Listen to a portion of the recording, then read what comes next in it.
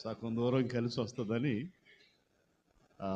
దీన్ని ఒప్పుకొని మళ్ళీ రాత్రికి బెంగళూరు వెళ్ళటానికని మేము ఆశతో ఎదురు చూస్తూ ఉన్నాం. అందుచేత రాత్రి మీటింగ్ లేదు అనేటప్పటికి ఒక విధంగా ప్రాణం తెప్పరిల్లేదు. అక్కడ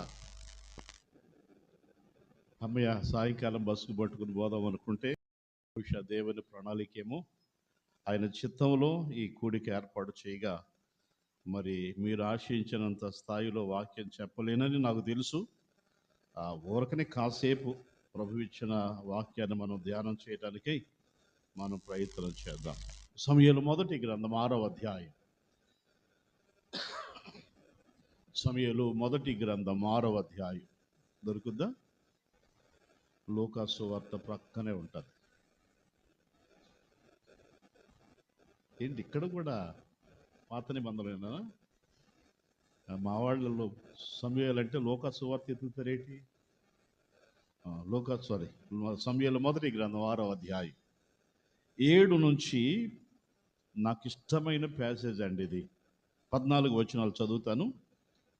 కాబట్టి మీరు క్రొత్త బండి ఒకటి చేయించి కాడిమోయని పాడి ఆవులను రెంటిని తోలి తెచ్చి బండికి కట్టి వాటి దూడలను వాటి దగ్గర నుండి ఇంటికి తోరి యెహోవా మందసమును ఆ బండి మీద ఎత్తి అపరాధార్థముగా ఆయనకు మీరు అర్పింపవలసిన బంగారపు వస్తువులు దాని ప్రక్కన చిన్న పెట్టెలో ఉంచి అది మార్గమున పోవునట్లుగా విడిచిపెట్టుడి. అది బెత్షెమెషుకు పోయి మార్గమున బడి దేశపు సరిహద్దు దాటిన ఎడల ఆయనే గొప్ప కీడు మనకి చేసేనని తెలుసుకొనవచ్చును. ఆ మార్గమున పోని ఎడల ఆయన మనలను మొత్తలేదనియు మన అదృష్టము చేతనేది మనకు సంభవించనని తెలుసుకుందామని వారు అలాగున 2 పాడి ఆవులను తోలి తెచ్చి బండికి కట్టి వాటి దూడలను ఇంటి లోపల పెట్టి యెహోవా మందసమును బంగారు గడ్డలను పందికొక రూపము గల ఆ చిన్న పెట్టెను బండి మీద ఎత్తగా ఆ ఆవులు రాజమార్గమున బడి చక్కగా పోవచ్చు అరచొచ్చు బెత్యెమెషు మార్గమున నడిచి ఫిలిస్తీన్ల సర్దారులు వాటి వెంబడియే బెత్యెమెషు సరిహద్దు వరకు పోయేరి. బెత్యెమెషు వారు లోయలో తమ గోధుమ చేలను కోయుచుండిరి. వారు కన్నులెత్తి చూడగా మందసము వారికి కనబడెను. దానిని చూచి వారు సంతోషించారు. ఆ బండి బెత్యెమెషు వాడిని యెహోషువ యొక్క పొలములోనికి వచ్చి అక్కడ ఉన్న ఒక పెద్ద రాతి దగ్గర నిలవగా వారు బండి యొక్క కర్రలను చీల్చి ఆవులను యెహోవాకు దహన బలిగా అర్పించిరి అని చదువుతా ఉన్నాం. చిన్న మాట ప్రార్థన చేసుకుని వాక్యాన్ని ధ్యానం చేద్దాం. ప్రభు ఇచ్చిన అవకాశాన్ని బట్టి ప్రభువా ఈ రాత్రి నన్ను ఊరకనే పంపించొద్దయ్యా. నేను ఏ స్థితిలో ఉన్నానో నా స్థితిని ఎరిగిన వాడు నాతో మాట్లాడు నాయన అని ప్రార్థనా పూర్వకంగా విన్నప్పుడే ప్రభు మనతో మాట్లాడతాడు. మనుష్యుని మాట నాకు ప్రయోజనం కాదయ్యా, నీవే మాట్లాడని అప్పగించుకొని దేవునికి మనంగా అడిగి ప్రభు సన్నిధిలో వాక్యాన్ని విందాం. పరిశుద్ధుడైన తండ్రి, మహోన్నతుడా, ఈ రాత్రి ఆశ్చర్యకరంగా ఈ సమయాన్ని మాకు అనుగ్రహించారు. కొన్ని సమయాలు మేము అనుకున్న పరిస్థితులు వేరు, నీవే సమయాలన్నీ పరిస్థితులను మారుస్తున్నావు. ఎందుకొరకు ఈ రాత్రి నీ దాసునుగా ఇక్కడ నిలిపావో దేవా మాతో మాట్లాడు నాయన. చల్లారిన మా బ్రతుకులను ఆత్మీయంగా నులివెచ్చని స్థితిలో ఉన్న మా జీవితాలను ఉజ్జీవింపజేయాలి. ఇక్కడున్న స్థానిక సంఘాన్ని బట్టి నీకు వందనాలు. ఈ రాత్రి ఇంతమంది చేరి రావటానికి సహాయం చేశారు. ఈ వాక్యాన్ని మా ముందు ఉంచారయ్యా. వాక్యాన్ని వివరించడానికి తగిన ఆత్మ నడిపింపు దయచేయండి. నా ప్రార్థన లేమి కానీ నా విధేయతలు కానీ నీ పరిచర్యకు ఆటంకం కాకుండా ప్రభువా మాతో మాట్లాడమని యేసు ప్రభు నామమున ప్రార్థించి వేడుచున్నాము తండ్రి, ఆమేన్. సారీ.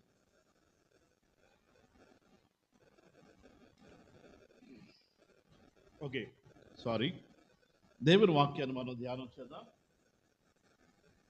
సమూయేలు గ్రంథంలో మనం చదువుకున్న మాటలు బహుశా మీరు క్రొత్తగా విని ఉండరు అనుకుంటున్నాను. ఇవన్నీ బాగా పరిచయమైన సంగతులే.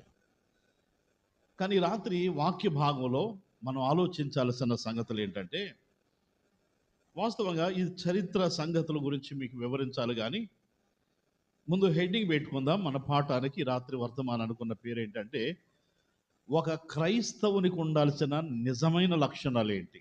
అది వేళ మనం ఆలోచించాల్సింది.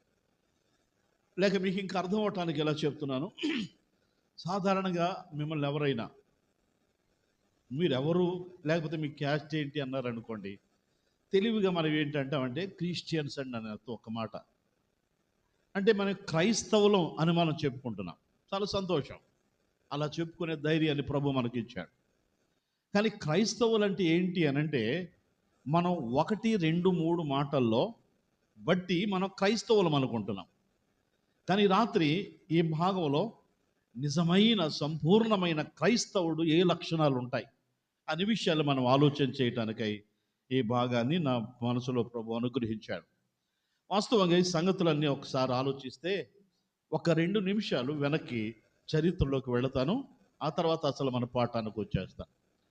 ఇశ్రాయేలీయులు 430 సంవత్సరాలు ఐగుప్తు దేశంలో బానిసలుగా ఉండగా వారు విడిపించబడి కనానుకు వెళ్ళిపోతున్నారు. కొంతకాలం మోషే, కొంతకాలం యెహోషువ నడిపించాడు. ఓకే. వారి ప్రయాణంలో ప్రభు నేరుగా చెప్పాడు మాట ఏంటంటే, మీరు జాగ్రత్త, మీరు ఇలాగ ఉండాలి, అలాగ ఉండాలి అని చెప్పుకుంటూ వెళుతూ వారికి కొన్ని ప్రధానమైన ఆజ్ఞలు ఇచ్చాడు.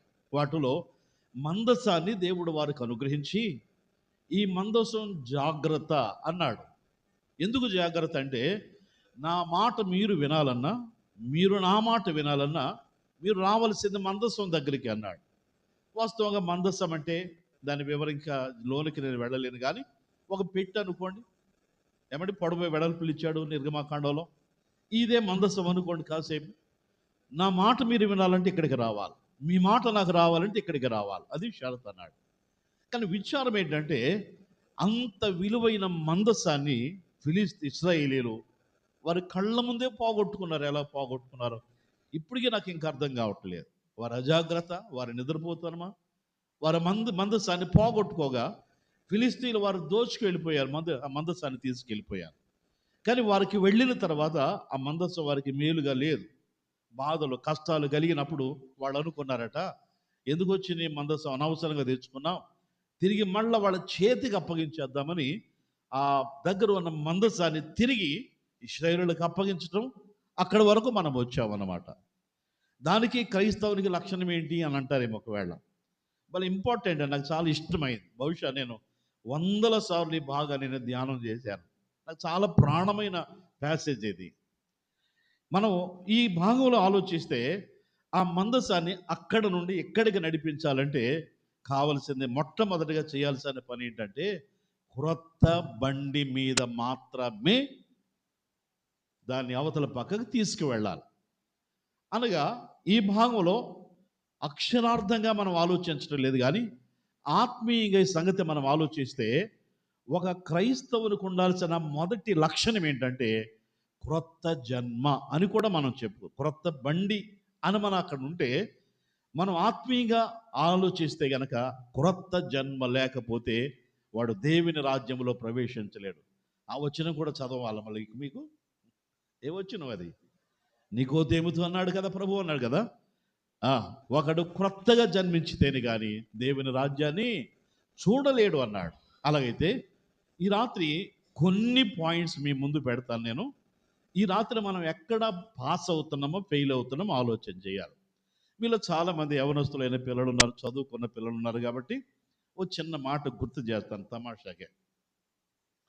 నేను 6th క్లాసు 7th క్లాసు చదువుతున్నాను. మా సోషల్ మాస్టర్ రిటైర్డ్ అయ్యే వయసు వచ్చేసింది ఆయనకి ఇక నాకు రిటైర్డ్ అయిపోతున్నాను అనుకున్నాడు. బద్ధకం నాకు తెలియదు, కానీ రేయ్ మన క్వార్టర్లీ పేపర్ రాశారు కదా సార్, రాశాం సార్ అన్నాడు. పేపర్లు గట్ట తీసుకొచ్చి అన్నాడు, ఇదిగో ఎవరి పేపర్ వాళ్ళకి ఇచ్చేస్తున్నాను, దిద్దుకోండి రా అన్నాడు. అంతే.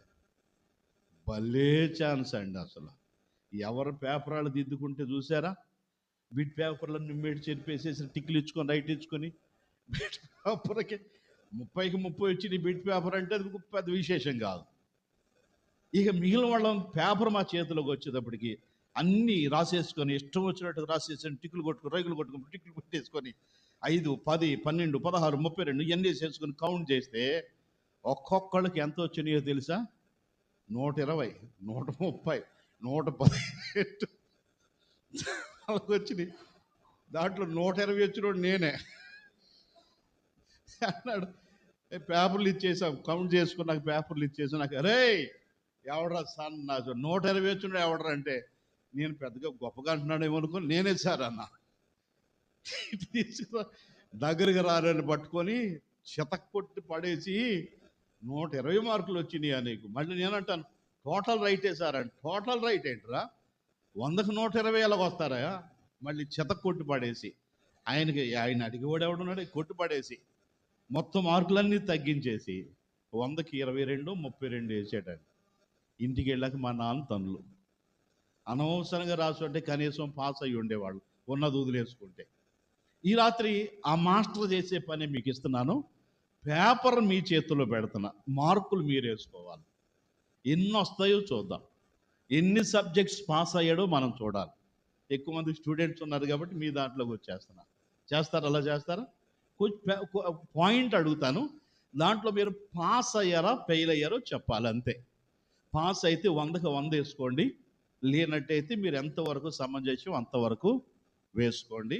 120 వేసుకున్న ఇష్టమే నేను. ఓకేనా?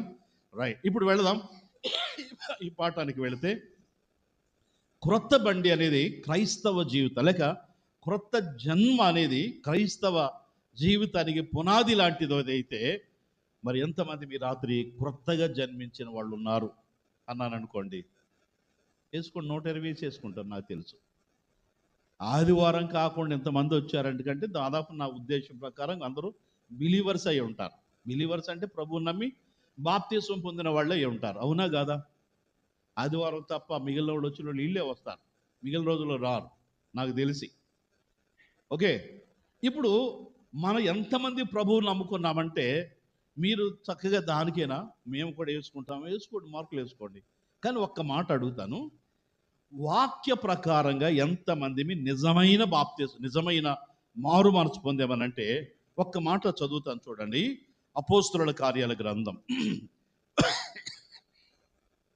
అపోస్తుల కార్యాల గ్రంథం 17వ అధ్యాయం చూడండి.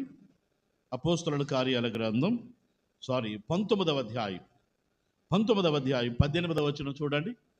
విశ్వసించిన వారు అనేకులు వచ్చి తాము చేసిన వాటిని తెలియచేసి ఒప్పుకొనిరి. మాంత్రిక విద్య అభ్యసించిన వారు అనేకులు తమ పుస్తకములను తెచ్చి అందరి ఎదుట వాటిని కాల్చివేసిరి అన్నాడు. బైబిల్లో మారు మనసు, పాప క్షమాపణ అనే మాట గుర్తొచ్చినప్పుడల్లా ఈ వచనం చెప్పకుండా నేను ఉండలేను. ఇంకొక వచనం కూడా వీలైతే చెప్తాను, కానీ ఇక్కడ భాగం ఆలోచిస్తే ఈ సంగతి ముందు చెప్తాను. పౌలు వాక్యాన్ని బోధిస్తుంటుండగా అనేకులు గుమ్ముకుడు వాక్యం విన్నారు కదా. వాక్యం విన్నప్పుడు అనేకులు వాక్యం విన్నాక మనకులాగా ఈ రాత్రి ప్రభువు నమ్ముకున్న వాళ్ళు చేతులు ఎత్తండి, ముందుకు రండి, చేతులు ఎత్తండి, ముందుకు రండి, ఈ బ్రతిమలాటలు లేవండి పౌలు లైఫ్లో. అందుకనే పౌలు లైఫ్ అంటే నాకు చాలా ఇష్టం. అలాగ చేయలేదు, కానీ వాక్యం అవుతుంటుండగానే వాళ్ళే ముందుకు వచ్చారట. వాళ్ళకు ముందు వచ్చి వాళ్ళు చేసిన వాటన్నిటిని కూడా మాంత్రిక విద్య అభ్యసించేవారు. వాళ్ళ ముందుకు వస్తే పౌలు కూడా బెత్తరపోయి చూసుకుంటాడు, ఏమరా వీళ్ళు వచ్చారేంటి అనుకున్నాడేమో. చూసిన తర్వాత అప్పుడు అంటాడు కదా, వాళ్ళే చెప్పారు, అయ్యా నీ వాక్యం విన్నాక మా హృదయాల్లో పశ్చాత్తాపం కలిగింది అంటూ ఇలా చూసామా, మనం ఈ పిల్లాడుగా బాగోపోతే నా దగ్గరకు వచ్చాం, ఈ పుస్తకాలు అయ్యి ఇలా తిరిగేసి, అమ్మో ఇది పెద్ద రోగమే, 10,000 కడితేనే కానీ రోగం పోదో అని చెప్పి నీ దగ్గర అన్యాయంగా డబ్బు తీసుకున్నానమ్మా, నన్ను క్షమించమ్మా, అయ్యా నీవు కూడా అంతే, నీ విషయం కూడా అంతే అని అందరి ఎదుట వాటి చేసిన వాటన్నిటినీ ఒప్పుకున్నారన్న మాట నాకు చాలా సంతోషం ఇచ్చిందండి. ఈ రాత్రి మన భక్తి ఎలాగ ఉందంటే, పాప క్షమాపణ అంటే దేవునికి మనం సరి చేసుకుంటే సరిపోయింది, 100% రైట్, అది నేను కాదను. కానీ మన ఒక దేవుని సేవకుడు ఇలాగన్నాడు, క్రైస్తవునికి గుర్తు ఏంటంటే సిలువ. మనం పెట్టుకున్న వాళ్ళ తర్వాత కానీ గుర్తు సిలువ. అంటే ఒక నిలువ కొయ్యి, ఒక అడ్డ కొయ్యి ఉన్నట్టుగా మనం దేవునితో మాత్రమే కాదు మనుషులతో కూడా సమాధాన పడాలి. అదే నిజమైన మారు మనసు అన్నాడు. మరి రాత్రి మనం కూర్చున్న మనం అందరం కూడా ఏదో ఒక రోజున నాలాంటి ద్రోహి లేదయ్యా, నాలాంటి పాపి లేడయ్యా, నాలాంటి తాగుబోతు లేదయ్యా, నాలాంటి తిరుగుబోతోడు లేడయ్యా, నన్ను క్షమించు నాయన అని అడిగిన మాట వాస్తవమే, ఆయన క్షమించిన మాట వాస్తవమే, మనం క్షమించబడిన మాట కూడా వాస్తవమే. కానీ ఒక మాట అడుగుతున్నాను, వాస్తవంగా ఎన్నిసార్లు ఎవరి దగ్గరైనా పొరపాటు చేసినప్పుడు వాళ్ళ దగ్గరికి వెళ్ళి సిగ్గు భయం వదులుకొని, అయ్యా అన్న నేను అనవసరంగా తిట్టాను, నన్ను క్షమించు, నీ విషయంలో నేను బాధ పెట్టాను, నన్ను క్షమించమ్మా, నీ విషయంలో నేను ఎంతో నష్టాన్ని కలిగించాను, నన్ను క్షమించు అని చెప్పి మనుషులతో ఒప్పుకున్న వాళ్ళు ఎవరైనా ఉన్నారంటే ఇప్పుడు ఎన్ని వేసుకుంటారు? మార్కులు వేసుకోండి. ఒక ఉదాహరణ చెప్తానండి. 8:30కి అయిపోవాలా? రైట్, ఎదురుగా ముగించేస్తాను. ఎన్ని పాయింట్స్ వస్తే అన్ని పాయింట్, 8:30కి ఎన్ని పాయింట్లు వస్తే అన్ని పాయింట్లే, ఓకే. కానీ అసలైన సంగతులు పండియండి. మా సొంత గ్రామంలో ఒకసారి మీటింగ్స్కి వెళ్ళాను, నన్ను పిలిచారు, వెళ్ళాను. ఆఖరి రాత్రి మీటింగ్ అది. చూసేటప్పటికి ఇంకా లాస్ట్గా ఆఖరి రోజు కాబట్టి చూసేటప్పుడు కొంచెం బరువు ఎక్కిపోయింది గుండె. ఎందుకంటే కూర్చున్న వాళ్ళలో నా చిన్న వయసులో నన్ను ఎత్తుకున్న వాళ్ళు ఉన్నారు, నన్ను ఆడించిన వాళ్ళు ఉన్నారు, ఇంకా ముసలోళ్ళు అయిపోయి అలాగే బతుకుతున్నారు వాళ్ళు. ఇంకా వాళ్ళు మారు మనసు పొందినట్టు లేదు, బాప్తిసం పొందినట్టు లేదు. ఇక చూసే రాత్రి పిచ్చి కేకలో వెర్రి కేకలో పరిశుద్ధాత్మ నడిపి ఏమనుకుంటారు అనుకోండి, కానీ గట్టిగా కేకలు బాధ వచ్చి ఏడ్చేసి కేకలే సరిచి వాక్యం చెప్పానండి. నేను ఏ రోజున కూడా ప్రభువుని నమ్ముకున్న వాళ్ళ చేతులు ఎత్తండి ముందుకు రండి అన్నాను, కానీ ఆ రోజు ఎందుకు అనిపించింది, ఈ రాత్రి ప్రభువుని నమ్ముకున్న వాళ్ళు ఉంటే ఎవరైనా ముందుకు రండి అన్న. అందరూ వచ్చారు, చాలామంది వచ్చారు, సంతోషం వేసింది. ఏంటమ్మా అందరికి అయిపోయాను, అందరి సంగతి అలగొచ్చండి. కానీ ఆ లైన్లో మా సొంత అక్క కొడుకు ఒకడు ఉన్నాడు. ఎరా అన్న, యేసు ప్రభు నమ్ముకుంటున్నాను యేసు ప్రభు నమ్ముకుంటున్నాను, ప్రార్థన చే.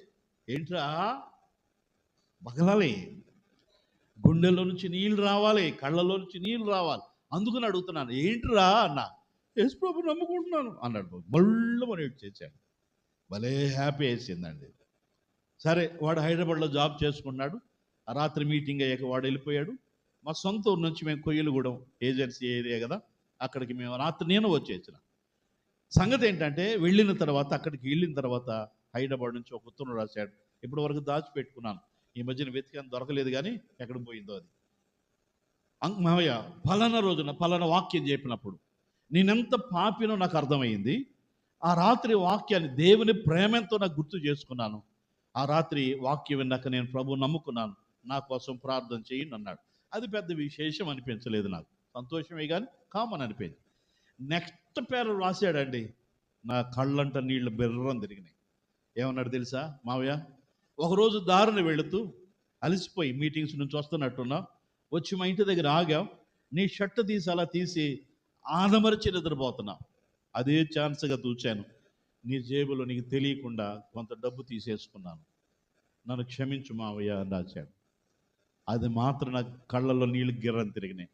వాడు ఇన్ని సంవత్సరాలకు ఉత్తరం రాసినా నాకు తెలియలేదు, కానీ ఆ డబ్బులు పోయినాయి అన్న సంగతి నాకు గుర్తుపట్టలేదు, చూసుకోలేకపోయాను. కానీ వాడు మనసు ఎలాంటిదో చెప్తున్నాను. ఇలాగంటే మావయ్య నన్ను లోకు చేస్తాడేమో, నన్ను నవ్వుతాడేమో, అట్లాంటి ఏమీ పని చేయలా. ప్రభుతో సమాధాన పడటం, మారు మనసు పొందటం అంటే అది. వీళ్ళు అదే చేశారు. వారు దేవునితోనూ మనుషులతో మేము ఈ పాపం చేశాం, ఈ తప్పిదాలు చేసామని వారు అవిధేయతలు ఒప్పుకోవటం అనేది చూస్తున్నాం.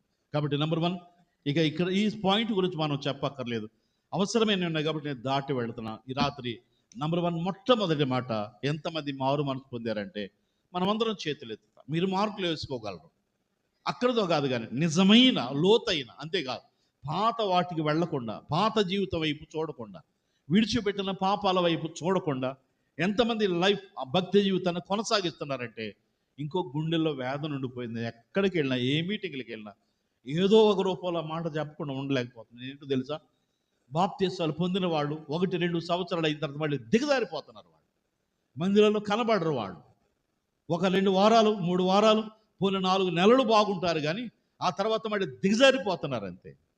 వాళ్ళ ఫౌండేషన్ సరిగా లేకపోయాయి. ఈ రాత్రి మనం ఎలాగున్నాం ఆలోచించడానికి మొదటి మాట ఏంటంటే, మన మారు మనసు ఎలాగుంది. పాత వాటిని వైపు తిరిగిపోకుండా, పాత వాటిని చూడకుండా గురి దగ్గరికే పరిగెట్టే లైఫ్ మనకుంటే అది నిజమైన భక్తికి సూచనని జ్ఞాపకం చేస్తున్నారు. రెండో విషయానికి వచ్చేయండి. అక్కడ 6వ అధ్యాయంలో మనం గమనిస్తే 7వ వచనంలో, మీరు క్రొత్త బండి ఒకటి చేయించి, రెండవది కాడి మోయని పాడి ఆవులను అన్నాడు.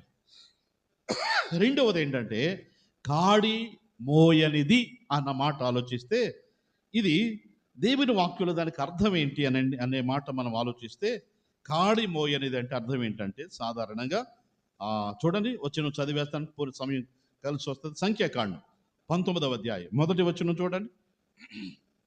మొదటి 2 వచనాలు. యెహోవా మోషే అహరోనులకు ఇలా సెలవిచ్చాను. యెహోవా ఆజ్ఞాపించిన ధర్మశాస్త్ర విధి ఏదనగా, ఇశ్రాయేలులో కలంకము లేనిదియు మత్స లేనిదియు ఎప్పుడునో కాడి మోయనిదియునైనా ఎర్రని పెయ్యను నీ యొద్దకు తీసుకుని రావాలనన్నాడు. ఎల్లప్పుడూ ఎప్పుడును కాడి మోయనిది, మత్సలేనిది, డాగు లేనిది అనే మాట. ఊరికనే వచ్చిన చదివాను కానీ ఏమడి ఇలాగ చెప్తున్నానండి. కాడి మోసే ఆవులు ఎద్దులు కానీ చూస్తే ఈ మెడ ఎలా ఉంటుందో తెలుసా? నల్లగా గదుల నల్లగా అయిపోయి చాలా రాటు తీరిపోయి ఉంటాయి. ఆ మచ్చ క్లియర్గా తెలుస్తుంది. ఆవు ఎంత తెల్లగా ఉన్నా ఆ మచ్చ మాత్రం ఈజీగా పట్టుకోగలం. ఎప్పుడు కాడిమోయనిది అంటే అర్థం ఏంటంటే, కాడిమోయిన దానికి ఎందుకు నల్లగా ఉంటుంది? దాని అర్థం ఇంకా వివరించి మాట్లాడలేదు. కానీ రెండవ పాయింట్ ఏంటంటే పరిశుద్ధత, మచ్చలేని జీవితం, డాగు లేని జీవితం. ఎంతమంది మీ దినాల్లో రక్షించబడిన వారు, బాప్తిసం పొందిన వారు ఒక ఆలోచన ఉంది చెప్పండి, నేను దేవుని నమ్ముకున్నాను, నా నోరు కాపాడుకోవాలి, నా హృదయాన్ని కాపాడుకోవాలి, నా తలంపులను కాపాడుకోవాలి, పడిపోతానేమో, జారిపోతానేమో, నన్ను కాపాడయ్యా. ఎంతమంది వాడు గోజాడుతున్నారండి నాకు తెలియక అడుగుతున్నాను. లేచిన మొదలు ప్రార్థన చేస్తే నన్ను కాపాడు, నా పిల్లల్ని కాపాడు, ఇన్ని బాధల్లో ఉండిపోయానయ్యా, ఇన్ని సమస్యల్లో ఉండిపోయానయ్యా, నన్ను కనికరించిన ఆయన, నువ్వే నాకు దిక్కయ్యా. ఈ గోలే ఎక్కువైపోతుంది. కానీ ఎక్కువ మాట్లాడగనా? ఏ రోజైనా లేవంగానే నాయన ఈ సమస్యలు గోల వదిలేనాయన, ముందు నన్ను సరిచేయను ఆయన, నేను లోకంలో సరిగా ఉండలేకపోతున్నానయ్యా, నా నోరు పాడవుతుంది, నా తలంపులు పాడవుతా ఉన్నాయి, నన్ను కనికరించు ప్రభు అని ఎంతమంది పరిశుద్ధత కొరకు అభ్యాసం చేస్తున్నారు చెప్పండి. పరిశుద్ధత అనేది, మారు మనసు, పాప క్షమాపణ అనేది ఒక నిమిషంలో జరుగుతుంది. కానీ పరిశుద్ధత అనేది వెంటనే జరిగేది, అప్పటికప్పుడు అయిపోయేది కాదు. దినదినము. ఒక మాట చదువుతాను చూడండి. అపోస్తలుల కార్యాల గ్రంథం, పౌలు అదే మాట అన్నాడు చూడండి. అపోస్తలుల కార్యాల గ్రంథం 21వ అధ్యాయం. అపోస్తలుల కార్యాల గ్రంథం 24వ అధ్యాయం 16వ వచనం చూడండి. ఈ విధమున నేను దేవుని ఎడలను మనుషుల ఎడలను ఎల్లప్పుడూ నా మనస్సాక్షిని నిర్దోషమైనదిగా ఉంటున్నట్లుగా, ఆ మాట కావాలా, అభ్యాసం చేసుకుంటున్నారంటే అర్థం ఏంటంటే అది రోజు చేసుకోవాల్సిందే. నాకు అనిపిస్తుంది పౌలే, ఇప్పుడు మీరు ఎలా నమ్ముకున్నారన్న ప్రభువుని అంటే, ఎవరో వాక్యం చెప్తాను, కరపత్రిక ఇస్తాను, ఇదో జరిగాం, అది జరుగు, ఇలా జరిగాం మనం చెప్తాం. కానీ పౌలు మారు మనసు ఎలాంటిదంటే నేరుగా ప్రభువుని చూసి, నేరుగా ప్రభువు మాట్లాడాడు. అలాంటి సందర్భాల్లో ఇక దేవుడే నాతో మాట్లాడేశాడు, నాలాంటి గొప్పోడు ఎవడున్నాడని చెప్పుకోలేదు. కానీ ప్రభువు నమ్మిన తర్వాత అది వేరు. కానీ తన ఉద్దేశం ఏంటంటే ఈ లోకంలో బ్రతకటం నాకు చేత కదయ్యా. అందులో కూడా పౌలు కూడా అన్నాడు, నాలో మంచిది ఏదీ లేదన్నాడు. ఈ రాత్రి నువ్వు గ్రహిస్తున్నావా? నువ్వు నమ్మిన మాట వాస్తవమే, కానీ నమ్మిన నీ జీవితంలో కూడా ఇంకా పాప బీజం ఎక్కడో ఉంది. మనం శరీరముతో ఉన్నాం, ఈ శరీరంతో ఉన్నాం కాబట్టి కొన్నిసార్లు బహిరంగంగా పాపం చేయలేకపోవచ్చేమో. కానీ కొన్నిసార్లు మన తలంపులు, మన నోరు చూడటానికి బాగానే కనబడుతున్నాం, కానీ మన అపవిత్రత పౌలు అంటున్నాడు కదా, నేను అభ్యాసం చేసుకుంటున్నానంటే రోజు అది ఆలోచిస్తూ ఉన్నాను. ఈ రాత్రి ఎంతమంది మీ మన జీవితాల్లో నన్ను రక్షించుకున్నావు, కానీ రోజులు బయటికి వెళ్తున్నానయ్యా, నన్ను కాపాడయ్యా, జారిపోకుండా కాపాడయ్యా అని ప్రార్థించుకునే వాళ్ళు ఉంటారు. మీలో చాలామంది యవనస్తులు ఉన్నారు కాబట్టి ఒక మాటలో చెప్తాను. నేను కూడా పొద్దున్నే లేవంగానే 2-3 మాటలు అవలేలగానో అలవాటు అయిపోయో మీరేమంటారు కానీ అనేసుకోండి. 2-3 మాటల్లో మొదటిది ఏంటంటే, ప్రభువా రాత్రి అంతా కాపాడావు, నీకు వందనాలు, ఈ పగలంతా కాపాడు, ఓకే.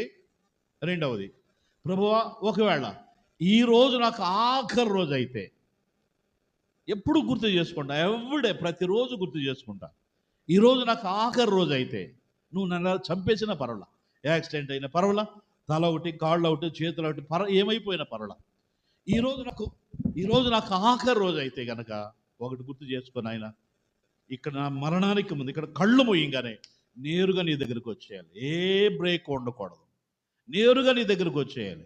అలా నన్ను సిద్ధపరచు. ఆ రోజు ఎప్పుడున్నానో అప్పుడు నన్ను తీసుకున్నా. నువ్వు ఎలాగ చంపేసిన పర్వాలా, మరణాల గురించి భయపడాల్సిన పనిలే. మూడవది, ప్రభువా ఒకవేళ ఈరోజు కనుక నేను సజీవంగా ఉంటే నన్ను కాపాడు. బయటికి వెళ్ళాలి, కొన్నిసార్లు ఒంటరిగా మాట్లాడాలి, కొన్నిసార్లు శోధన ఎదుర్కోవాల్సిన పరిస్థితులు వస్తాయి. బయటికి వెళుతున్నప్పుడు, మాట్లాడుతున్నప్పుడు, ఇతరులతో వెళుతున్నప్పుడు, ఎక్కడైనా ఒంటరిగా ఎవరితోనైనా మాట్లాడాల్సి వచ్చినప్పుడు నా తలంపుల్లో కానీ, కళ్ళల్లో కానీ, మనసులో కానీ పాపం రాకుండా కాపాడయ్యా. ఆ భిక్ష అడుక్కుంటున్నాను అయ్యా, నాకు సహాయం చేయి. అదొకటి చాలు.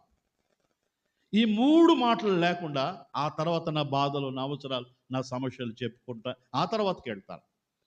ఎంతమంది మీ వాళ్ళు ఏమైపోయినాయి అంటే, పొద్దున్న లేవగా నన్ను కాపాడావు, రాత్రి అంతా కాపాడవయ్యా, పొద్దున్న మొదలైపోయినాయి బాధలు, మొదలైపోయినాయి, ఆ బాకీలలో తీరుస్తామో, పెళ్ళి ఎలాగో జరుగుతుందో, ఏమైపోతామో, ఆరోగ్యం ఏంటి, ఈ బాధలు ఎక్కువైపోయినాయి. కానీ ఎంతమంది మీ వాళ్ళ పరిశుద్ధత అనేది అభ్యాసం చేసుకోవాలి. ఈరోజు రక్షించబడిన మాట వాస్తవమే, కానీ ఎంతమంది ఆయన కోరిన రీతిలో పరిశుద్ధులుగా ఉన్నాం. పెన్ను పేపర్ లేవే, మార్కులు వేసుకుంటారా? ఎన్ని వేస్తారు మీరు? మార్కులు వేసుకోండి. ఏంటి అప్పుడే మొక్కలు ఎలా పెట్టేశారేంటి? ఎన్ని మార్కులు వచ్చినాయి చెప్పకూడదా? మారు మనసుకి వేసేసుకుంటారు, నాకు తెలుసు. 100కు 120, 150 వేసుకున్నారు, నాకు తెలుసు. వేసుకోండి. పరిశుద్ధత అనే మాటకు వచ్చేటప్పటికి నేను కాదన్నాను. మీరు ఒకవేళ కొత్తగా వచ్చి మమ్మల్ని అంటారేమో, కానీ మనలో పరిశుద్ధంగా లేనోళ్ళు ఎవరూ లేరు. మ్యాక్సిమం మన జీవితాలు కాపాడుకుంటున్నాం. పొరపాటున ఎప్పుడైనా జారి తప్పుడడుగులు వేస్తామేమో, కానీ అనుదినము మన జాగ్రత్త కలిగి ఉంటున్నాం. మూడో మాటకు వచ్చేస్తాను, టైం పరిగెడుతుంది కాబట్టి. చూడండి, 7వ వచనంలో, క్రొత్త బండి ఒకటి చేయించి కాడి అని పాడి ఆవులు రెంటిని తోలి తెచ్చి అన్నాడు. 10వ వచనం చదివేస్తాను, సమయం కలిసి వస్తుంది. వరలాగున 2 పాడి ఆవులను తోలి తెచ్చి బండికి కట్టి అనే మాట చూస్తున్నాం. మూడో మాటకు వస్తున్నానే, క్రైస్తవ జీవితానికి ఉండాల్సిన మూడవ ప్రధానమైన లక్షణం ఏంటంటే, ఈ మాట నాకు మహాప్రాణం అండి. ఎందుకో చెప్పన, పాడి ఆవులంటే పాలు ఇచ్చే ఆవులు కదా, అంతేనా? ఇంకేమైనా అర్థం ఉన్నాయా? పాలు ఇచ్చే ఆవులు కానీ, దూడలు కానీ, కాకులు కానీ, పక్షులు కానీ, కోళ్ళు కానీ ఏమడి పిల్లలుగా ఉన్నప్పుడు పిల్లల్ని తల్లి వదిలిపెడుతుందా అన్నమాట నాకు కావాలి. వదిలిపెడుతుందా? వదిలిపెట్టదా? ప్రాణానికి తెగించైనా, ఏ జీవైనా, పక్షి అయినా, ఆ పిల్లలు చిన్నగా ఉన్నప్పుడు ఎవడైనా దగ్గరికి వెళ్ళినా, ఆ దారిని వెళ్ళినా అసలు సహించుకోలేదు. అది పోరాడి నన్ను చంపడానికి వస్తాను అన్నట్టుగా ఎదురీగటానికి ప్రయత్నం చేస్తారు. పిల్లలంటే ఎంత ప్రేమ. ఇలాగంటాను, అనొచ్చలేదు నాకు తెలియదు, కానీ మనుషులు కూడా జ్ఞానం లేకుండా కన్న పిల్లల్ని ఎక్కడో పెంటల్లో పడేసే కఠినమైన హృదయం కలిగిన వాళ్ళు ఉన్నారు. కానీ ఏ జీవి, ఏ పక్షి కూడా పిల్లల్ని వదిలిపెట్టి ఎక్కడ వెళ్ళే దాఖలు నాకు కనబడతాడు. కానీ ఇవేంటంటే, పాలిచ్చే ఆవులంటే నిజంగా వాటి దూడలు విడిచిపెట్టడం అంటే సామాన్యమైన విషయం కాదు.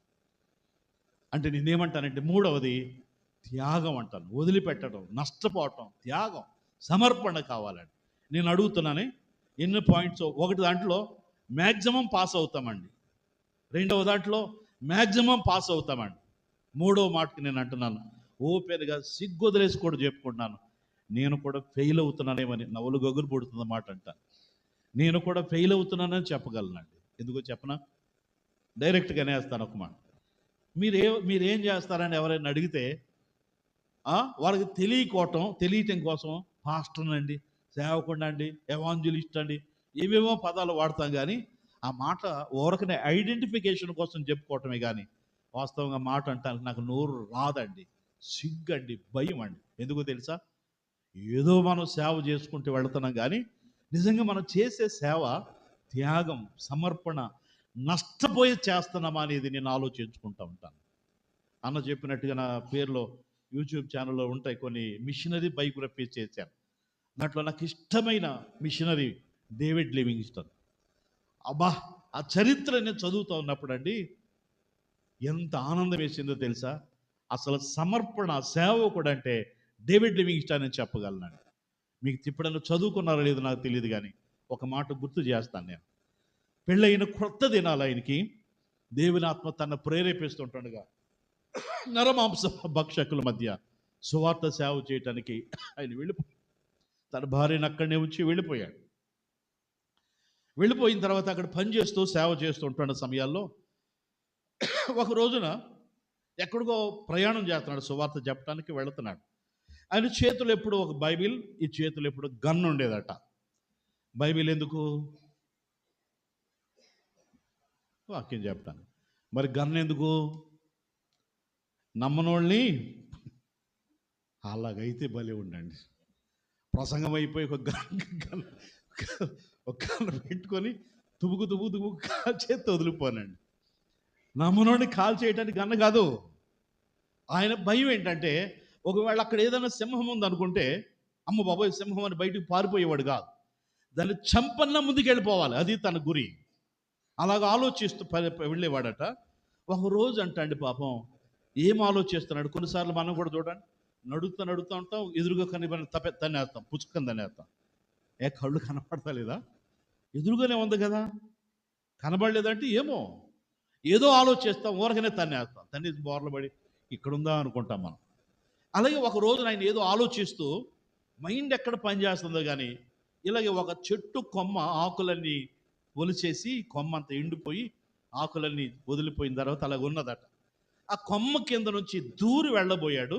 నన్ను చూడండి ఒకసారి, ఇలా దూరి వెళ్ళబోయి ఇలాగనేటప్పటికీ ఆయన పూర్తిగా వంగోలేదు, కానీ పొరపాటున ఇలాగ వంగోబోయేటప్పటికి ఈ కొమ్మ తన కనుగుడ్డులోకి వెళ్ళిపోయి కన్ను బద్దలైపోయిందండి. ఎరుపెక్కటం కాదు, కన్ను బద్దలైపోయి చీము రక్తం ఇదంతా కారిపోతుంటే పాపం అక్కడనే అలా ఉండిపోయి కాసేపు ప్రాణం తెప్పరిల్లిన తర్వాత, అమ్మో అరగంట అయిపోయిందా, నా పని ఇంకా ముందుందే అనుకుని కన్ను నీరు అదంతా తుడుచుకుని అదంతా పోయిన తర్వాత మళ్ళీ ముందుకు సేవకి వెళ్ళిపోయాడు. ఆయన అంత త్యాగం చేశాడండి. ఇంకొక మాట చెప్తానే, అది చెప్పకుండా ఉండలేను.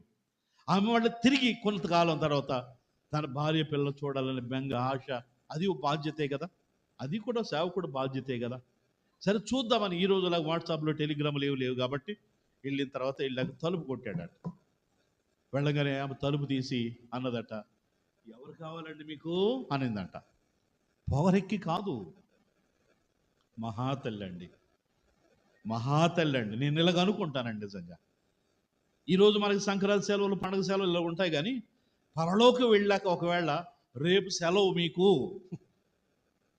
రేపు సెలవు కాబట్టి భూలోకోలు మీరు ఎవరినైతే ఎక్కువ ఇష్టపడ్డారో వాళ్ళతో ఫ్రీగా మాట్లాడుకోండి అని రేపు పొద్దున్న పరలోకానికి వెళ్ళిన తర్వాత ఒకవేళ సెలవు ఒక రోజైనా ప్రకటిస్తే, కొంతమంది లిస్టు రాసుకున్నాను, లిస్టులో డేవిడ్ లివింగ్స్టన్ భార్య కూడా ఒక లిస్టులో ఉంది. ఎందుకో తెలుసా? ఆ పాదాలకు దండం పెట్టుకుంటాను, అంత ప్రేమ అంటామంటున్నా. ఏమందో తెలుసా అండి? తలుపు తీసిన వెంటనే ఏంటండి అంటే, ఎవరండి అంటే, నేనే నీ భర్తనే, డేవిడ్ లివింగ్స్టన్. మాట అదే, మరి ముఖం అట్లాగేంటి, బొగ్గలేయి, ఆ జుట్టేంటి, ఆ కన్నేంటి, అవతారం ఏంటి అనుకొని అలాగే చూస్తే, పిచ్చిదాన నేనేనమ్మా నీ భర్తని. మొత్తానికి గుర్తుపట్టుకున్నారు. చూసిన తర్వాత ఏంటంటే కన్ను అంటే, ఎంత ధైర్యం చెప్పాడో. ఆ పదాలన్నీ వాడలేదు కానీ ధైర్యం చెప్పి కొన్ని రోజులు ఉన్న తర్వాత, అమ్మ మరి 2 రోజులు అయిపోయింది కానీ నేను వెళ్ళిపోతున్నానంటే అన్నదట, మహాదైవ మళ్ళీ ఆమె కాడుకు దండం పెట్టుకోండి, అంత ప్రాణం అంటామంటే. ఆమె అన్నదట, అయ్యా పెళ్లి రోజున ఏమని ప్రమాణం చేశారు? ఏమన్నాను? చావైనా బతుకని నీతో, మరి ఏమి నన్ను వదిలి వెళ్ళిపోతానంటారేంటి? అనకదే, అక్కడికి వచ్చినాక నీ ఉండలేవు. అక్కడికి వెళ్ళిన తర్వాత నా భోజనం కాదు అసలు, అసలు ఏం తింటానో తెలియదు, ఎక్కడ పడుకుంటానో తెలియదు. అక్కడికి వెళ్ళి నువ్వు ఉండలేవమ్మా, రావమ్మంటే ఆమె అన్నదట, అయ్యా ఏ ప్రభువును ప్రేమిస్తున్నావు ఆ ప్రభువు నేను ప్రేమిస్తున్నాను కదా, నన్ను వదిలేస్తే నేను ఎలాగుంటానయ్యా? నీ మీద ప్రేమ కన్నా నా ప్రభువు మీద ప్రేమ చొప్పు నేను వెళ్ళి వచ్చేస్తానయ్యా, నన్ను తీసుకెళ్ళయ్యా, నీ కాళ్ళు పట్టుకుంటాను బ్రతిమలాడగా. ఆమె కూడా వెళ్ళిపోయింది, పాపం తప్పదైపోయింది. కానీ వెళ్ళిన కొద్ది రోజుల్లోనే వాతావరణ ప్రభావాన్ని బట్టి రోజు తర్వాత ఇద్దరు పిల్లలు కూడా ఒక రోజు తర్వాత ఒకళ్ళిద్దరు చనిపోయారు. ఇద్దరు ఆ భార్య భర్తలు ఇద్దరు నిలబడి ఆ సమాధిని వాళ్ళు తవ్వుకొని వాళ్ళని పూడ్చిపెట్టుకున్నారు అంతే. పాపం ఆడపిల్ల కదా, భార్య కదా పాపం కదా, ఒకవేళ అది ఫీల్ అయిపోయిందో ఏమో కానీ వారం రోజులు తిరగకుండానే డేవిడ్ లివింగ్స్టన్ భార్య కూడా చనిపోయింది. ఇప్పుడు డేవిడ్ లివింగ్స్టన్ ఒక్కడే మిగిలాడు. ఆయన భార్యను ఒక్కడే సమాధి చేసుకొని భార్య సమాధి దగ్గర నిలబడి, ప్రభువా ఇక నుంచి నా భార్య నా పిల్లల మీద మనసు వెళ్లకుండా చేయ్యా, ఇంతమంది నశించిపోతుంటే ఇంకా నమ్మలేదు, ఇంకా ప్రజల మధ్య వెళ్ళలేదు, సో వార్త వెళ్ళలేదు, నన్ను వాడుకొని ఆయన నన్ను బలపరచని భారంతో ప్రార్థన చేశాడు. దేశాలు మారిపోయినాయి అండి. ఈరోజు మన సేవ నిజం చెప్పండి ఒకసారి. మీ సంగతి నా సంగతి చెప్పుకుంటున్నాను. ఎక్కడైనా మీటింగ్లకు వెళ్తే ఎంత దర్జా అండి. బ్యాగులు మోసేవాడు ఒకడు, నీళ్ళు పట్టుకునేవాడు, పాలు తెచ్చేవాడు ఒకడు, అన్నం పెట్టేవాడు ఒకడు, కాళ్ళ దగ్గర తీసుకొచ్చేవాడు ఒకడు. నాకు అనిపిస్తుంది అలా చేస్తాడు, సిగ్గేస్తుందండి నాకు. పైకి ఏదో అలా ఉంటాను కానీ అది గుర్తొచ్చేస్తుంది నాకు. ఇదా దేవుని కొరకు త్యాగం ఏది? ప్రభువు కొరకు ఏమి నష్టపోతున్నారు? మిమ్మల్ని అడుగుతున్నాను ఒక మాట. దేవుని కొరకు ఏదైనా వదులుకున్నారా ఎప్పుడైనా? ప్రభువు కొరకు నష్టపోయారా? దేవుని కొరకు నా నిద్ర వద్దయ్యా, ప్రభువు కొరకు నాకు పని, నేను లీవ్ అన్న పెట్టుకుంటానన్నా, దేవుని కొరకు నేను జీవితం నష్టమన్న పోతానన్నా, దేవుని పని ముఖ్యమన్నా, నాకున్నది అదే చేయగలనని ఒకవేళ ప్రసంగమే కాకపోయినా కానీ పరిచర్యలు ఎంతమంది ఉన్నారు చెప్పండి అంటే నేనే ఓడిపోయాను అంటున్నాను. మరి మీ ఇష్టం అది. కనీసం 35 మార్కులు కూడా నాకు రాలేదండి. నేను యథార్థంగా ఇక్కడ నిలబడి ఒప్పుకుంటున్నాను. దేవుడు ఆశించేది ఏంటంటే మనం ఎంత నమ్మాం, పరిశుద్ధంగా రైటే, కానీ ప్రభువు ఆశించేది క్రైస్తవ జీవితంలో మూడవది ఏంటంటే త్యాగం, సమర్పణ అనేది చాలా ముఖ్యమైనది. 4వ విషయానికి వస్తాను చూడండి. 4వదిగా అక్కడ చూస్తే 2 పాడి ఆవులను అనే మాట కూడా ఆలోచన చేయాలి. ఇక్కడ కూడా ఆలోచన చేద్దాం. 2 పాడి ఆవులంటే ముసలి కాదు కదా, ముసలి కాదు, యవ్వన బలం ఉన్నాయి, యవ్వన ఆరోగ్యం బలం ఉన్నాయి. ఈరోజు నాకు గుండెలు బరువెక్కిపోతున్నది కూడా అదేనండి. వాళ్ళ సంఘాలు ఎక్కడ చూసినా ఇక్కడ లెక్క పెట్టుకోండి. ఉదాహరణగా కనీసం అడుగుతాను, ఎంతమందిలో ఉన్నాం? మిడిల్ ఏజ్ కూడా దాటిపోయిన వాళ్ళు ఎంతమంది ఉన్నాం? ఎంతమంది కరెక్ట్ యవ్వన ప్రాయంలో ఉన్న వాళ్ళు లెక్క పెట్టి చూడండి. అసలు ఇక్కడ మా అయితే నా కళ్ళకు కనిపించేవాళ్ళు ఒక 4-5 కనబడుతున్నారు అంతే, యంగ్ అనుకున్నవాళ్ళు. మిగిలిన వాళ్ళందరూ కూడా అయిపోయింది, మన బోర్కి పనులు అయిపోయినాయి, ఇంకా ఏదో వచ్చామంతే ఇంకా మనం. కానీ ప్రభు ఆశించేది ఏంటంటే వినండి సుమా, మన యవ్వన బలాన్ని దేవుడు ఆశిస్తూ ఉన్నాడు. మన పిల్లల్ని దేవుడు ఆశిస్తూ ఉన్నాడు. మరి మన పిల్లల సంగతి, మన బిడ్డలు ఎందరో ఈవేళ ప్రభువు నమ్ముకున్నారు, ఏదేదో సంపాదించుకుంటారు, ఉద్యోగాలు చేస్తున్నారు. నేను అడుగుతున్నాను ఒక మాట, ఏ రోజైనా అరే ఉద్యోగం చేసుకున్నావురా, దేవునిలో ఉండండిరా, దేవుని కోసం బతకండిరా, దేవుని కోసం జీవించండిరా అని పిల్లల్ని ఎప్పుడైనా ప్రోత్సహించామంటే ఈవేళ మన పిల్లలు ఈవేళ ఏమైపోతున్నారో తెలియదు. అంతే, మనం మాత్రమే వచ్చాం. ఇప్పుడు నిజంగా చూసుకోండి ఒకసారి, మీరు మనమే చెక్ చేసుకుందాం. అబౌవ్ ఇక ముసలోళ్ళు అనుకున్న వాళ్ళేమో మనం వచ్చాం. కానీ ప్రభు ఆశించేది ఏంటంటే మన యవ్వన బలాన్ని దేవుడు ఆశపడుతూ ఉన్నాడు. మరి ముసలోళ్ళకి కాదండి, ప్రభువుకి పక్షపాతం ఎక్కడ లేదండి. మీకు ఇంక అర్థం అవటానికి వచ్చా ఒక మాట చెప్తాను. గుంటూరులో ఒకసారి సేవకుల సదస్సు జరుగుతూ ఉంది. సేవకుల సదస్సులు అందరూ కూర్చున్నాం. వాళ్ళు ఏం చెప్పారంటే వీళ్ళ ప్రసంగాలు లేవు, మీ సేవ అనుభవాలు పంచుకోండి మాతోటి అంటే, కూర్చోండి, మీరు లేట్గా వచ్చారు, ఇంకా చూస్తాను అందరూ మీ వంక చూస్తున్నారు. మీ సేవ అనుభవాలు పంచుకోండి, ఇవాళ ప్రసంగాలు లేవు, మీరు సేవకులు కాబట్టి మీకేం ప్రసంగాలు చేస్తామన్నారు. ఓకే, ఒక్కొక్కళ్ళు మైక్ తీసుకొని ఇలాగండి అక్కడ చేస్తాను ఇక్కడ చేస్తాను చెప్పుకుంటూ వస్తున్నారు. ఇవన్నీ విన్న తర్వాత ఒక ముసలైన సుమారు 70-80 సంవత్సరాలు వచ్చుంటాడేమో, ఆయన అన్నాడు, ఇక నుంచి నేను కూడా దేవుని సేవ చెయ్యాలని నేను కూడా నా హృదయంలో దేవుడు ప్రేరేపిస్తున్నాడు, నా కొరకు ప్రార్థన చేయండి అన్నాడు. మీరందరూ నవ్వినట్టు అందరూ నవ్వారండి. తప్పేమని అన్నాడా? ఏమనలే. నేను కూడా దేవుని సేవ చేయాలని ప్రేరేపించబడుతున్నాను అన్నాడు. తప్పేమి కాదు. అందరూ నవ్వారు. నవ్వనోడు ఒక్కడు, మాట వినబడక అర్థం కాక నవ్వకపోయాడేమో కానీ ఉన్న వాళ్ళు అందరూ నవ్వారు. తప్పేమీ మాట్లాడలా. అలాగైపోయిన తర్వాత సర్కిల్లో ఆ మూల కూర్చున్న యవనస్తులు అంటాడు అప్పుడు నిలబడి మైక్ తీసుకుని అన్నాడు, నేను ఏదో ఒక గవర్నమెంట్ జాబ్లో పనిచేస్తున్నాను, నేను ఏదో సేవ చేసుకుంటున్నాను, మందిర పరిచర్య చూస్తున్నాను, కానీ ఈ సేవా సమాచారం అంతా వింటుంటే నా యవ్వన బలాన్ని దేవునికి ఎందుకు ఇవ్వకూడదు? ఈ రోజున ఈ సంగతి విన్నాక నా మనసులో ప్రేరణ కలిగించింది. ప్రభు ఆత్మ నన్ను ప్రేరేపిస్తున్నాడు, నా కోసం ప్రార్థన చేయండి అని. ఆయన లైఫ్లో సంగతి అంతా చెప్తుంటుంటే ఇప్పుడు చెప్తున్నాను వినండి. ఏడవనోడు ఒక్కడు లేడండి. దానికి దీనికి వ్యత్యాసం ఏంటి? ఆయన ఏమైనా బూతులు మాట్లాడా? ఆయన ఏం తప్పు మాట్లాడా? కానీ అర్థం ఏంటంటే, ఆ నవ్వుకి అర్థం ఏంటంటే ఈయన సేవ చేస్తానన్నాడు, ఈయన సేవ చేస్తానన్నాడు. ఈయన సేవ చేయటానికి అర్థం ఏంటంటే, దేనికి పని చేస్తావురా నువ్వు?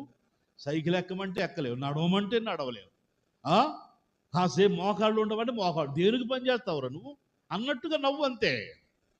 మరి లోకమే ఆ వృద్ధాప్యాన్ని ఒప్పుకోకపోతే ఎంతమంది మీ వాళ్ళ యవ్వన జీవితాలను పాడు చేసుకుంటున్నారు చెప్పండి. యవ్వనస్తులు దేవునికి కావాలి దినాలు. మన తర్వాత తరం మన బిడ్డలను దేవుని కొరకు సిద్ధం చేయాలి. పాడి ఆవులంటే అంత బలమైనవి. ఇందాక రిట్రీట్లో కూడా జ్ఞాపకం చేశాను. లోకంలో చూడండి, ఎక్కడ చూసినా యవ్వనస్తులే. కానీ దేవుని పనికి వచ్చేటప్పటికి మాత్రం మందిరంలో సైతం కూడా ఎందరో యవ్వనస్తుల సంఖ్య చాలా తక్కువైపోతుంది. రైట్, ఎన్ని పాయింట్లు చెప్పారు నాకు గుర్తులేదు, కానీ ఇక మీరు మార్కులు వేసుకునే ఓపిక కూడా మీకు లేదనుకుంటాను. తర్వాత మాట చూడండి, 10వ వచనంలో, వారు అలాగ తోలు తెచ్చి బండికి కట్టి ఇంటి లోపల పెట్టి అన్న మాట సమయాన్ని బట్టి చెప్తాను, కానీ 12వ వచనానికి వెళ్ళిపోతాను. ఆ ఆవులు రాజమార్గమున బడి చక్కగా పోచు అరచుచు బెత్యెమెషు మార్గమున నడిచాను అనే మాట రాశాడు. 6వ పాయింట్ 5వ పాయింట్ కదండి. ఈ ఆవులు మెడ మీద కాడి పడినప్పుడు ఇవేం చేస్తున్నాయట? అరుస్తూ వెళ్ళిపోతున్నాయి అన్నాడు. నాకు కూడా భలే ఆశ్చర్యం వేసింది. అరుస్తూ సంతోషిస్తూ వెళ్ళిపోతున్నాయి, వారి సాగిపోతున్నాయి అంతే. నాకు ఇలాగ అర్థమైంది ఏంటంటే, వాస్తవంగా వాటికి గనక నోరిచ్చుంటే, మనం మాట్లాడినట్టుగా దేవుడు వాటికి కూడా నోరిచ్చుంటే ఏం మాట్లాడినో తెలుసా? ఆ అరుపులకి కేకలకి భావం నేను చెప్పేనా ఎలాగైనా ఉంటాయి. నాయన ఇది అల్లూరే కదా, అల్లూరి రాజుపాలెమా నాయన, ఈ రాజుపాలెంలో ఎన్నో దున్నపోతులుండగా, ఎన్నో ఆంబోతులుండగా నన్నెందుకు ఎన్నుకున్నావయ్యా? నేనే పాటిదాన్ని అయ్యా. నెల్లూరులో ఎన్ని దున్నపోతులు ఉన్నాయి, అల్లూరులో ఎన్ని ఆబోతులు ఉన్నాయి, వాటిని కాదని నన్నెందుకు ఎన్నుకున్న బలహీనులైనా నేనే పాటి వాడిని అని సంతోషిస్తూ వెళ్ళిపోతున్నాయే తప్ప నేను ఇలాగంటానండి, వాటి మీద ఎప్పుడు కాడి పడలేదు కదా. ఎప్పుడు కాడి పడకపోయేటప్పటికి ఆటోమేటిక్గా బాధ, మంట, నొప్పి కలుగుతూ ఉన్నప్పుడు సహజంగా మా ఇద్దరి బతుకు యేసు ప్రభు నమ్ముకున్నాక ఇన్ని సమలు వచ్చేసాయి, యేసు ప్రభు నమ్ముకున్నాక ఏంటి లాభం వచ్చింది అని కోపగించుకుని వెనక్కి వెళ్ళిపోవాలా.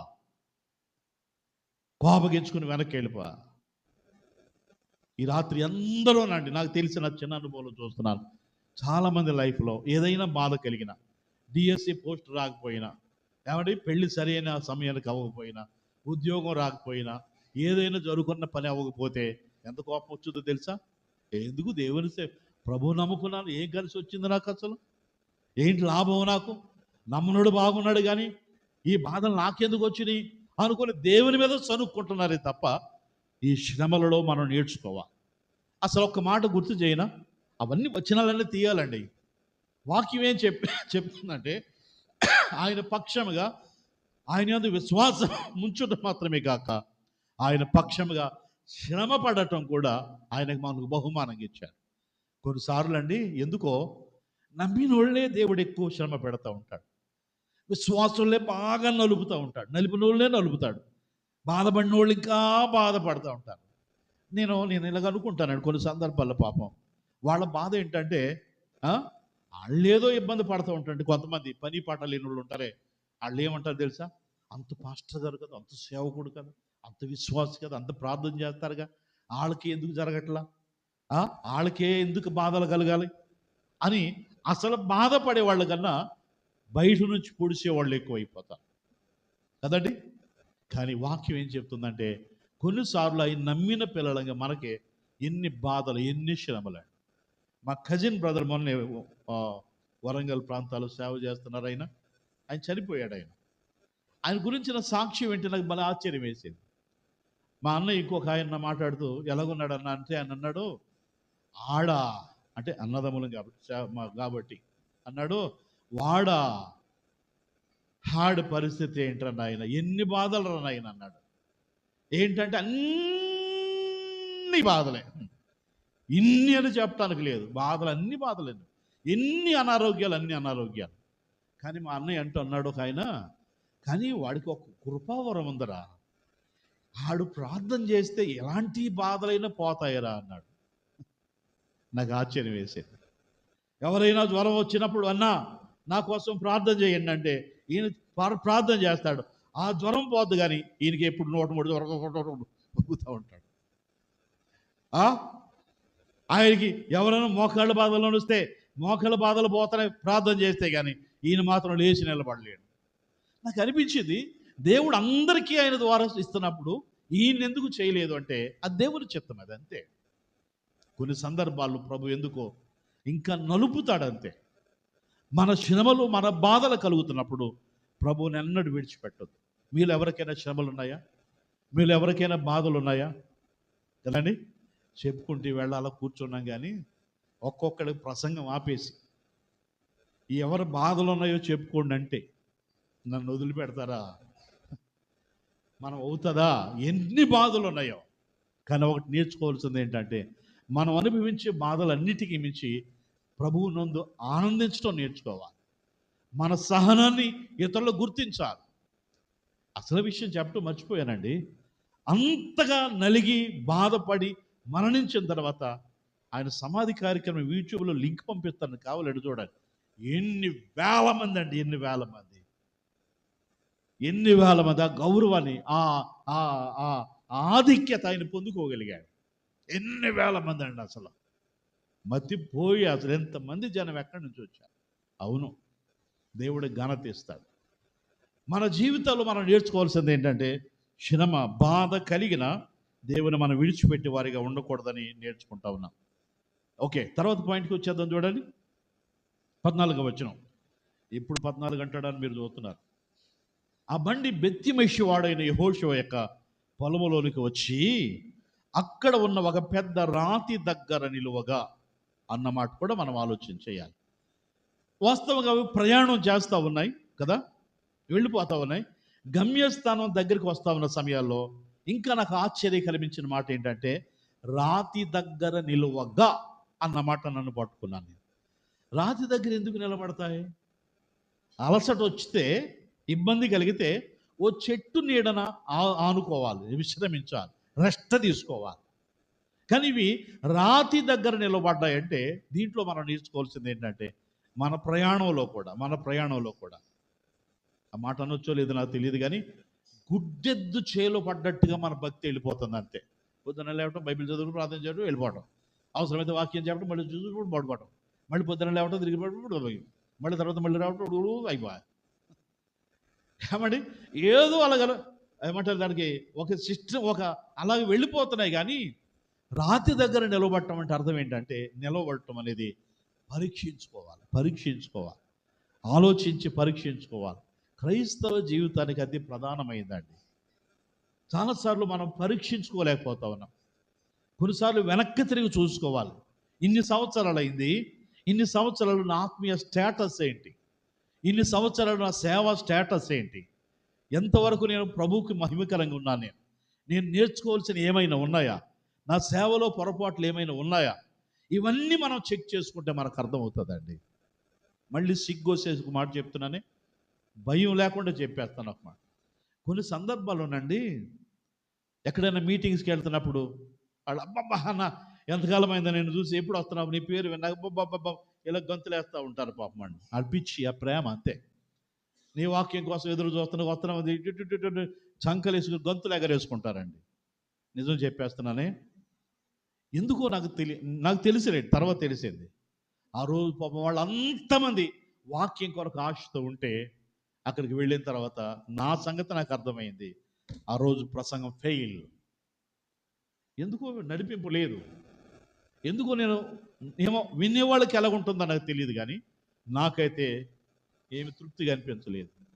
ఇంటికి వచ్చాక ఆలోచించుకునేవాడిని, ప్రభువా ఈరోజు ఎందుకు నాకు నడిపింపు లేకపోయి, ఈరోజు ఎందుకు నన్ను వాడుకోలేదు, లోపం ఏంటి అని నిన్ను పరీక్షించుకున్నప్పుడు నాకు అర్థమైంది ఏంటంటే, రే నువ్వు పోయావు కానీ నన్ను అడగలేదుగా, ఏ మాట చెప్పమంటావు అని అడగలేదుగా. నువ్వు అనుకున్నావు ఆ 100 మందికి చెప్పలేనా, 500 మందికి చెప్పలేనా, వాళ్ళకి ఏం తెలుసు అనుకుని వెళ్ళిపోయావు అంతే. కాబట్టి నిన్ను వదిలేశాను అంతే.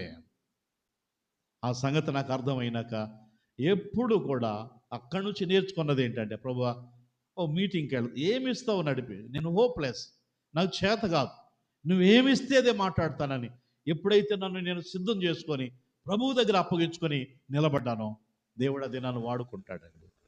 ఇంకొకటి ఇలా చెప్తున్నానండి, నా రిపోర్ట్, నా సేవ రిపోర్ట్ నేనే రాసుకుంటాను. నేను అది అలవాటు కూడా చేసుకున్నాను. ఇవాళ వాక్యం చెప్పాను, వాక్యం అయినాక దానికి రిజల్ట్ ఎలాగుంటుంది నేను వేసుకుంటాను, మార్కులు వేసుకుంటాను. అది నేర్చుకున్నానండి. ఇవాళ మనకేమనుకున్నా, ఇవాళ మీటింగ్గా వాక్యం చెప్పాం, భోజనం చేసాం, వెళ్ళిపోయాం అంతే. మళ్ళీ వెనకాల సంగతి అక్కర్లా. ఒక కూడికి వెళ్ళాం, జరిగించాం, ఏంటి అసలు మనకేం జరిగింది పరీక్షించుకోవటం అనేది చాలా ప్రధానమైంది. ఆఖరి మాటకు వచ్చేస్తున్నాను. అవి యెహోషువ యొక్క పొలంలోనికి వచ్చి అక్కడ ఉన్న ఒక పెద్ద రాతి దగ్గర వారు బండి యొక్క కర్రలను చీల్చి ఆవులను యెహోవాకు దహన బలిగా అర్పించిరన్నాడు. అబ్బాబ్బా, ఇంకొక మాట ఇలా చెప్పి ముగిస్తున్నాను. మరి గమ్యానికి చేరిన తర్వాత వాస్తవంగా ఆవుల్ని గౌరవించాలి, సన్మానించాలి. శబాష్, నీ బిడ్డలను కూడా వదిలేసి వచ్చావు అని సన్మానించాలి. ఇంకొకటి ఇలా చెప్తానండి, ఇందాకన్నానే ఇంటి లోపల పెట్టానమాట చెప్తాననే ఇప్పుడు ఇలా కనెక్ట్ చేస్తున్నాను. ఇలా చూడండి, వాస్తవంగా అక్కడికి వెళ్ళిపోయిన తర్వాత అమ్మయ్య నా పని అయిపోయింది కాబట్టి నా పిల్లలు ఏం చేస్తున్నాయో, గడ్డి తిన్నాయో లేదో, ఎవరైనా చూశారో లేదో వెనక్కి ఆలోచించలేదు కానీ ఆ పిల్లల్నే మర్చిపోయింది అంతే. ఈరోజు మన ప్రయాణం ఎప్పుడు ముందుకి వెనక్కి 2 అడుగులు ముందుకేస్తాం, మళ్ళీ వెనక్కి చూడటం. మన భక్తిలో వెనక్కి చూపు ఎక్కువైపోయింది తప్ప అవి వెనక్కి తిరిగి చూడాల. పిల్లల్ని వదిలేసినాయి కానీ భలే ఇష్టమైన, అందుకే నన్ను ఎన్నిసార్లు ధ్యానం చేశాను ఈ సంగతి. ఆ పిల్లలు ఎక్కడున్నాయో తెలుసా అండి? వాస్తవంగా ఇంటి లోపల అన్నప్పుడు నేను అనుకున్నాను అక్షర దోషం, స్పెల్లింగ్ మిస్టేక్ అనుకున్నాను. నేను ఎట్టి పరిస్థితులను బైబిల్లో అక్షర దోషాలు లేవు. తర్వాత నాకు అర్థం కాక ప్రభు దగ్గర అడిగాను, నాయన దూడలు అవి ఎక్కడ ఉంటాయి చెప్పండి, పాకలో ఉండాలి కదా, మరి ఇంటి లోపల పెట్టావు ఏంటి అంటే నాకు అర్థమైంది ఏంటంటే, ఆత్మీయంగా మనం ఆలోచిస్తే మనం ఆయన పని కొరకు నమ్మకంగా నిలబడినప్పుడు మన బిడ్డలను కూడా దేవుడు విడిచిపెట్టాడండి.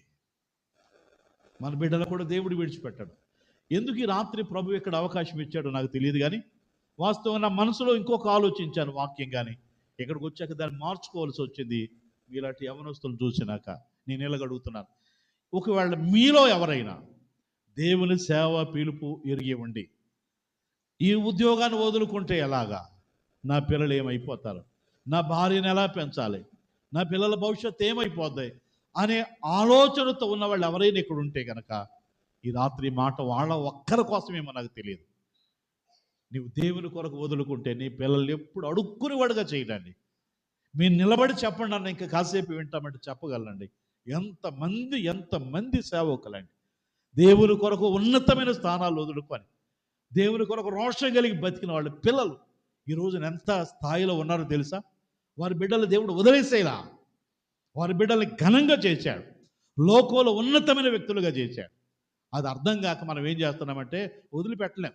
ఆ భక్తి అంటే ఆదివారం రావటం, పేదం చేసుకోవటం, ఆరాధన చేయటం, మహా అయితే 500 1000 కానుక ఇవ్వటం, వెళ్ళిపోవటం తప్ప నీకు నాకు గుడ్ బై అయినా మళ్ళీ ఆదివారం వరకు నా జోలికి రాకే, నేను నీ జోలికి రానే అని చెప్పుకుని వెళ్ళిపోవటమే తప్ప కనీసం దేవా నన్ను ఈ లోకంలో బతుకుతానయ్యా, ఈ ఆశ లేని వాళ్ళుగా మనం ఉన్నాం. అందుకని వాక్యం ఏం చెప్తుందంటే వాటి దూడలు వదిలేసినా కానీ వెనక్కి తిరిగి చూడలేదు. కానీ అంతేకాదు ఇంత పని చేసిన తర్వాత వారికి సన్మానాలు, గౌరవాలు దక్కలేదు. కానీ వారికి దక్కింది ఏంటో తెలుసా? ఆవులను చీల్చి దేవునికి దహన బలిగా అర్పించారన్న. చీల్చబడటానికి కూడా ఇష్టపడ్డాయి, ప్రాణం ఇవ్వటానికి కూడా ఇష్టపడ్డాయండి. ఇది నా పాయింట్, నాకు ఇష్టమైన పాయింట్ అండి. ప్రాణాన్ని ఇవ్వటానికన్నా సిద్ధపడి ఉండాలండి క్రైస్తవుడు. మనం మరణించడానికన్నా దేవుని కొరకు ఇష్టపడేవాడిగా ఉండాలి. దేవుని కొరకు అవి అవసరమైతే నన్ను చంపినా కానీ నీ కొరకు నేను బ్రతుకుతానని సమర్పణ. నిజం చెప్పనా, ఈ రోజులో మన భక్తి ఆఖరికి మన మందిరాల్లో కూర్చుని ఆరాధన చేసే అవకాశాలు కూడా ఉండలేదండి. వచ్చేస్తానా ఎప్పుడు ముంచుకొస్తాయో తెలియదు. ఎవరి జోలికి వెళ్లకుండా మైకులు కూడా బయటికి పెట్టకుండా మన మందిరంలో, మన గుడిలో, మన 4 గోడల మధ్య కూర్చున్నా కానీ సహించుకోలేక మీరు ఎందుకు ఇలా చేస్తున్నారని దౌర్జన్యాలు చేసే పరిస్థితులు వస్తున్నప్పుడు, ఒకవేళ రోడ్డు పక్కనే ఉన్నారే, నోరు జారు అంటున్నానేమో నాకు తెలియదు కానీ రాగారాకు వచ్చి అడుగుతున్నాను, ఎప్పుడైనా అలాంటిది వచ్చి లోనికి ఎవరైనా వచ్చి బయటకు పోండిరా అంటే ఎంతమంది చంపన్న చంపు ఈ మందిరాన్ని వదిలిపెట్టం, ఏమైనా చేయి, ఈ మందిరాన్ని వదిలిపెట్టలేను, నా దేవుని వదిలిపెట్టలేను అన్నవారిగా ఉంటామా? లేకపోతే ఊరినే వచ్చానయ్యా, పిలుపు రాజు గారు అంటే వస్తున్నారంట, రమ్మంటే వచ్చాను, లేదు ఎప్పుడు రాను నేను, ఏదో ఈ వేళ్లే వచ్చాను, టాటా బై బై చెప్పుకొని ఊరికినే వచ్చాను అని వెళ్ళిపోతే వెళ్ళిపోయేవారికి ఉన్నామా? చంప, నన్ను చంప, నా ప్రాణాన్ని తీసుకో, నేనైతేనే దేవుని కొరకు చనిపోవడానికి ఇష్టంగా ఉండాలని సమర్పణ ప్రాణం ఇవ్వటానికి కూడా సిద్ధపడే వాళ్ళగా ఉండాలని నేను జ్ఞాపకం చేస్తున్నాను. ఒక క్రైస్తవునికి ఉండాల్సిన క్వాలిటీస్ ఇప్పుడు చెప్పండి. నేను ఎన్ని మార్కులు వచ్చినాయి మిమ్మల్ని అడగట్లేదు, కానీ ఒక మాట అడగనా? మనం ఫెయిల్ అయిన సబ్జెక్ట్స్ ఏమైనా ఉన్నాయా? కనీసం ఉన్నాయన్న వాళ్ళు చేయి చూపించగలరా? మిమ్మల్ని అడిగితే సీరియస్గా చూస్తున్నారు. ఏదైనా ఒక సబ్జెక్ట్లో ఫెయిల్ అయ్యాం అన్నవాళ్ళు ఉన్నారు. పోనీ అన్నిట్లో పాస్ అయ్యామన్న వాళ్ళు చేయి చూపించండి. ఏంటి అలా చూస్తున్నారేంటి? పోనీ 2 సబ్జెక్టులు పోయినాయి అన్న వాళ్ళు చేయి చూపించండి. ఆయన మాట్లాడరు మీరు. ఇంకా నిజంగా అంటున్నానండి, మనం అన్ని విషయాల్లో తప్పిపోయామని యాకోబు అన్నట్టుగా మనం అందరం తప్పిపోయిన వాళ్ళు. ఇదేంటంటే మన లోపాలు చెప్పుకోవటానికి కాదు, కానీ మన బలహీనతలను ప్రభు ఎత్తి మాట్లాడుతున్నప్పుడు యథార్థంగా ఒప్పుకుని, ప్రభువా నీ కొరకు బలపరుచయ్యా, నీ కొరకు శక్తి నేనైనా అని మనకు అప్పగించుకోవాలని ప్రభు ఆశపడుతున్నాడు. దయచేసి తలలు ఉంచండి, కళ్ళు మూసుకోండి, ప్రార్థన చేసుకుని మనం వెళ్ళబోతున్నాం. దేవుని వాక్యాన్ని ఎంతసేపు విన్న వాక్యాన్ని హృదయంలో జ్ఞాపకం పెట్టుకోను. ప్రభు నాకు సహాయం చేయను. ఆయన ఎన్నోసార్లు నన్ను ప్రేరేపిస్తున్నావు, నీ కొరకు నేను నష్టపరుచుకోలేకపోతున్నాను అయ్యా. ఎన్నోసార్లు నన్ను ప్రేరేపిస్తున్నావు, కానీ నీ కొరకు నేనేమి వదులుకోలేకపోతున్నాను, నన్ను క్షమించయ్యా అని అడుగుతావా? ఏమైనా సమర్పించుకోగలిగావా? పరిశుద్ధత కొరకే నా ఆశ ఉందా? నీ కళ్ళు, నీ మనసు, నీ హృదయాన్ని నిర్దోషమైనదిగా ఉండటానికి అభ్యాసం చేసుకుంటున్నామా? శ్రమలు, బాధలు, అవమానాలు కలిగినప్పుడు కృంగిపోతున్నామా? సంతోషిస్తున్నామా? దేవుని స్తుతిస్తున్నామా? శ్రమలో కూడా ప్రభువుని మనం సంతోషించే వారిగా ఉండాలని వాక్యం సెలవిస్తూ ఉంది. ఎందుకు మనం పరీక్షించుకుంటామా? ఒకసారి మన లైఫ్ మనమే చూసుకుంటే మన లోపాలు మనకే అర్థమవుతాయి. మన తప్పిదాలు మనం గుర్తు చేసుకొని, అయ్యో ఈ విషయంలో వెనక్కి వెళ్ళిపోయానయ్యా, నన్ను క్షమించు అని అడిగితే ప్రభు సంతోషిస్తాడు. మనం ఓడిపోయిన, నష్టపోయిన, ఆగిపోయిన విషయాల్లో మనం సరి చేసుకొని ముందుకు సాగటానికై ఈ కూడికలో ఒక తీర్మానం చేసుకుని వెళదాం. పరిశుద్ధుడైన తండ్రి, ఈ రాత్రి వేళ ఎందుకు ఇక్కడ ఈ స్థలంలో ఈ కూడిక ఏర్పాటు చేసావో మాకు తెలియదు. ఈ వాక్యాన్ని మా ముందుంచావు, నీకు స్తోత్రాలు. విన్న మాటలు ఇక్కడ ఉన్న వారందరికీ ఆశీర్వాదకరంగా చేయండి. ఈ మాటలు సారిగా జ్ఞాపకానికి తెచ్చుకొని, ఎక్కడ మేము దిగజారిపోతున్నాము, ఎక్కడ ఓడిపోయాము, ఎక్కడ మేము సంపూర్ణమైన క్రైస్తవులుగా ఉండలేకపోయాము, గుర్తించుకొని సరి చేసుకొని ముందుకు సాగిపోవటానికే సహాయం చేయండి.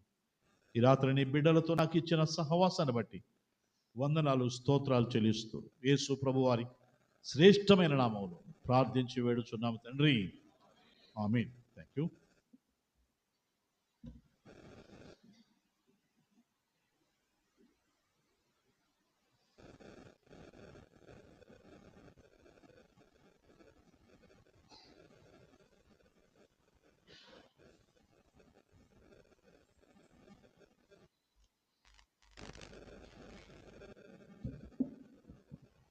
దేవుని దాసులు పిలుపు రాజన్నకు స్థానిక సంఘపక్షంగా ప్రేమ వందనాలు తెలియజేస్తున్నాం.